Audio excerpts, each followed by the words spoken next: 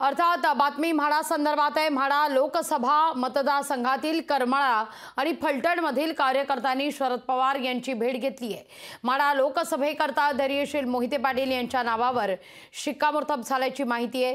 शरद पवार यांनी कार्यकर्त्यांना या सगळ्या संदर्भात माहिती दिली आहे। याच विषयी आता मकाई सहकारी साखर कारखान्याचे चेअरमन आप्पासाहेब झांझुर्णे यांच्याशी संवाद साधला आमचे प्रतिनिधी चंद्रशेखर भांगे यांनी।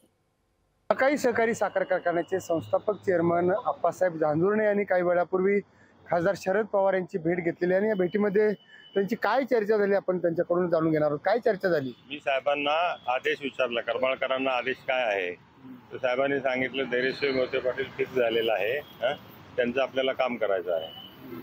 त्यामुळे धैर्यशील मोहिते पाटील फिक्स झाले। त्यांचं 14 तारखेला जयंत पाटलांच्या हस्ते जयंत पाटील साहेब अकलूजला येणार आहेत आणि अकलूज झाल्यानंतर त्यांचा रीतसर प्रवेश होईल आणि 16 तारखेला त्यांचा अर्ज भरायला साहेब स्वतः येणार आहेत। तुम्ही साहेबांकडे आणखीन काही मागण्या केल्यात की जयंत पाटील साहेबांना मी सांगतो असं साहेब बोललेत, काय मागणी?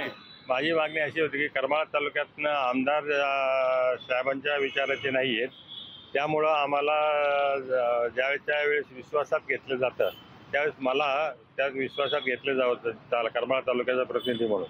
साहेबांनी सांगितलं की मी जयंत पाटलांना हे सांगतो। नंतर हे होते आप्पासाहेब झांझुर्णे यांनी अनेक महत्त्वाच्या विषयावरती खासदार शरद पवार यांची भेट घेतली आहे। माढा जी लोकसभा आहे त्या लोकसभेच्या विविध प्रश्नावरती साहेबांसोबत त्यांची चर्चा सुद्धा झाल्याचं सांगितलं जात आहे। लोकशाहीनुसार मी चंद्रशेखर भांगे, पुणे।